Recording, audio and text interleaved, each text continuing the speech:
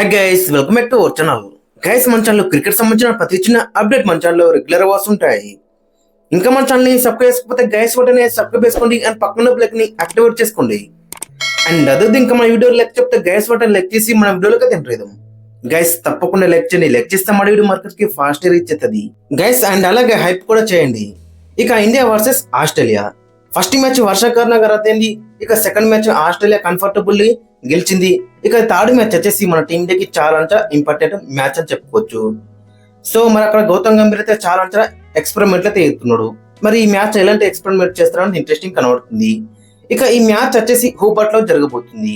ఇక్కడ కూడా వర్షం పడే అవకాశం అయితే మనకు కనబడుతుంది. ఇక్కడ కూడా ఫాస్ట్ బౌలర్లకి హెల్ప్ ఉండే కండిషన్స్ మనకైతే కనబడుతున్నాయి యూజువల్ లో చూసుకుంటే.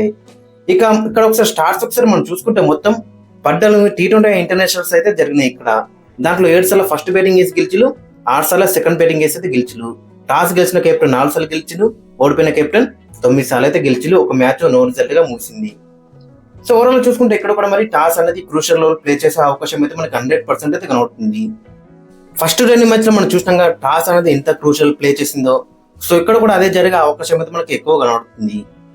ఇక టీమ్ విశేషానికి వస్తే ఫస్ట్ మనం ఆస్ట్రేలియా టీం ఒకసారి చూసుకుంటే, ఆస్ట్రేలియాకి మెయిన్ గా చూసుకుంటే జోస్ హజల్వుడ్ అయితే మిస్ అవుతుండు. స్క్వాడ్ లోనే లేడు. అంటే ఫస్ట్ 2 మ్యాచ్లకి అతను తీసుకున్నారు.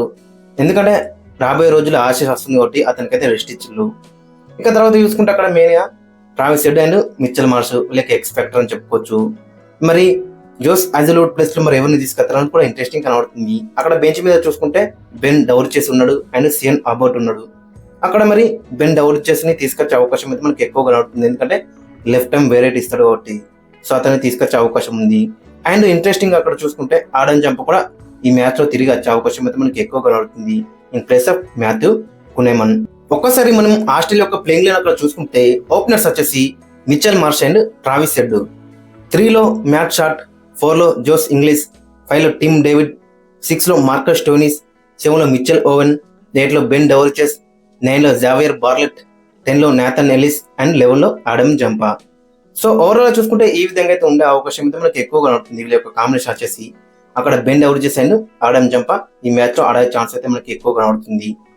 ఇక మరైపు మన టీమిండియాలో చూసుకుంటే మరి ప్లేయింగ్ లైన్ లో హర్షదీప్ సింగ్ ఉండడా? మరి సంజు సామ్సన్ ఎక్కడ ఆడతాడు? నెంబర్ 5 ఆడతాడా? నెంబర్ 5 లో మీకు కాన్ఫిడెన్స్ లేకపోతే అతన్ని ఆడించకండి. ఎందుకంటే ఒక మ్యాచ్ లో 3 లో ఆడుతున్నాడు అతను, ఒక మ్యాచ్ లో 4 లో ఆడుతున్నాడు, ఒక మ్యాచ్ లో 6 లో ఆడుతున్నాడు, ఒక మ్యాచ్ లో 7 లో ఆడుతున్నాడు. మీరు తీసుకున్నదే నెంబర్ 5 లో సంజు సామ్సన్ ఆడటానికి. బట్ అతనికి రెగ్యులర్ గా ఛాన్స్ అయితే ఇస్తలేరు నెంబర్ 5 ఆడటానికి. ఎందుకంటే రాబోయే ఇయర్ లో 2026 లో T20 వరల్డ్ కప్ ఉంది. అప్పటి వరకు మరి సంజు సామ్సన్ నెంబర్ 5 లో తన స్థానాన్ని పూర్వ్ చేసుకుంటాడు కదా మంచి మంచి నాక్స్ ఆడి. బట్ మీరు అవకాశం ఇస్తలేపాయా అతనికి నెంబర్ 5 లో యూజ్ ఆడటానికి. సో మరి ఎట్లా అతన్ని అక్కడ అడాప్ట్ చేసుకుంటాడు నెంబర్ 5 లో గేమ్ అనేది. సో ఓవరాల్ చూసుకుంటే ఈ కాంబినేషన్ వచ్చేసి మనకి చాలా ఇబ్బందికరంగానే కనబడుతుంది. ఏషియా కప్ లో చూసుకుంటే ఫస్ట్ స్టార్టింగ్ మ్యాచెస్ అన్ని కూడా ఫైనల్ మ్యాచ్ మినగేస్తే అన్ని మ్యాచ్ లో కూడా ఎక్స్పెరిమెంట్ అయితే వేసిళ్ళు. లాస్ట్ మ్యాచ్కి వచ్చేసరికి ఆర్డర్ వచ్చేసి ఓవర్ దాలకే తెచ్చిళ్ళు. అప్పుడు ఏమైంది, చాలా ఇబ్బంది అయితే పడ్డారు. అక్కడ తిలక్ వర్మ మంచి నాకు ఆడింది కాబట్టి సరిపోయింది. లేదంటే ఆ మ్యాచ్ 100% డిఫరెంట్గా అయితే ఉండేది. తిలక్ వర్మ లాస్ట్ రౌండ్ ఆ మ్యాచ్ ఆడిండు, గెలిపించిండు.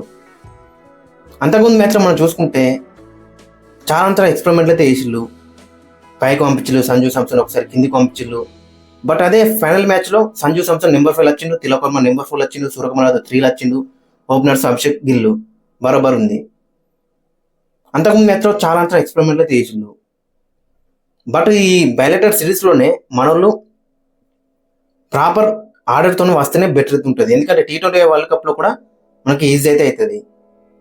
మీకు సంజు సామ్సన్ మీద కాన్ఫిడెన్స్ లేకపోతే ఇట్ట అక్కడ జితేష్ శర్మ ఉన్నాడు మరి అక్కడ, సో అతను ఆడించులే నో ప్రాబ్లం. ఒక్కసారి మనం నెక్స్ట్ మ్యాచ్కి ఒకసారి ప్లేయింగ్ లైన్ చూసుకుంటే అభిషేక్ శర్మ అండ్ శుభ్మన్ గిల్, 3 లో సూర్యకుమార్ యాదవ్, 4 లో తిలక్ వర్మ, 5 లో సంజు సామ్సన్, 6 లో శివన్ దుబే, 7 లో అక్షర్ పటేల్, 8 లో హర్షదీప్ సింగ్, 9 లో కుల్దీప్ యాదవ్, 10 లో జస్ప్రీత్ బుమ్రా, 11 లో వరుణ్ చక్రవర్తి. అండ్ మెయిన్గా చూసుకుంటే ఖచ్చితంగా హర్షదీప్ సింగ్ ఈ మ్యాచ్ ఆడి తీరాల్సిందే. లాస్ట్ మ్యాచ్ మనం చూసినాం కదా ఆస్ట్రేలియా ఓపెనర్స్ ఏ విధంగా సెట్ అయ్యాలో, పవర్ ప్లేలో మనకి వికెట్స్ రాలేవు అసలు. సో కాబట్టి Harshdeep Singh is a genuine swing bowler and death లో కూడా యార్కర్స్ వేస్తాడు. ఎన్నో మ్యాచ్ల్లో కీ పర్ఫార్మెన్స్ అయితే వేసిండు డెత్ లో. సో కాబట్టి హర్షదీప్ సింగ్ ఉండగా దట్టు అతను 100కి పైగా వికెట్లే తీసుకున్నాడు. ప్రస్తుతం చూసుకుంటే మన టీంలోకి హైయెస్ట్ వికెట్ టేకరు. గత T20 వరల్డ్ కప్ లో కూడా మరి హైయెస్ట్ వికెట్ టేకర్ అని చెప్పుకోవచ్చు. సో అలాంటి బౌలర్ ని బెంచ్ కే పరిమితం అయితే చేస్తున్నారు. మరి హర్షిత్ రాణా నుంచి మీరు ఏం ఎక్స్పెక్ట్ చేస్తున్నారు? 2 ఓవర్లు వేసి 30-40 రన్స్ ఇచ్చి బ్యాటింగ్ లో మరి 30 బాల్కి 30 కొట్టాలని ఎక్స్పెక్ట్ చేస్తున్నారా? లేదు మాకు వికెట్స్ కావాలి, స్వింగ్ బౌలర్ కావాలి, పవర్ ప్లేలో వికెట్ కావాలి, డెత్ లో మంచి బౌలర్ కావాలనుకుంటే Harshdeep Singh is a better option అని చెప్పుకోవచ్చు. మరి ఎవరు ప్లేస్ లో ఆడతారని ఇంట్రెస్టింగ్ కనబడుతుంది. కుల్దీప్ యాదవ్, వరుణ్ చక్రవర్తి ఇద్దరు ఉండాలనుకుంటున్నారు, అక్షర్ పటేల్ ఉండాలనుకుంటున్నారు. మరి హర్షదీప్ సింగ్ ఎక్కడ ఆడతాడు? ఒకటే ప్లేస్ ఉంది అక్కడ, హర్షిత్ రాణా ప్లేస్ లోనే హర్షదీప్ సింగ్ అయితే ఆడాలి. ఇంకా మనోళ్ళు అయితే చాలా మంది అడుగుతున్నారు మరి నితీష్ కుమార్ రెడ్డి ఖచ్చితంగా ఈ 3వ మ్యాచ్ ఆడాలని. బట్ నితీష్ కుమార్ రెడ్డి ఫస్ట్ 3 మ్యాచ్లకి అయితే రూల్ అవుట్ అయ్యిండు ఇంజూర్ కారణంగా. 4th and 5th మ్యాచ్ కి అయితే అందుబాటులో అయితే ఉంటాడు, ఖచ్చితంగా ప్లేయింగ్ లెవెల్ అయితే ఉంటాడు. హర్షదీప్ సింగ్ ఖచ్చితంగా in place of Harshit Rana and batting order లో కూడా ఎవరి ప్లేస్ లో వాళ్ళు వస్తే బెటర్ అయితే ఉంటుంది. ఇవి 2 చేంజెస్ చేసే అవకాశం అయితే మనకి ఎక్కువ కనబడుతుంది. గైస్ మరి మీరేమనుకుంటారో ఖచ్చితంగా కింద కామెంట్స్ అయితే మెన్షన్ చేయండి అండ్ మీ యొక్క ప్లేయింగ్ లెవెల్ కూడా కింద కామెంట్స్ అయితే మెన్షన్ చేయండి.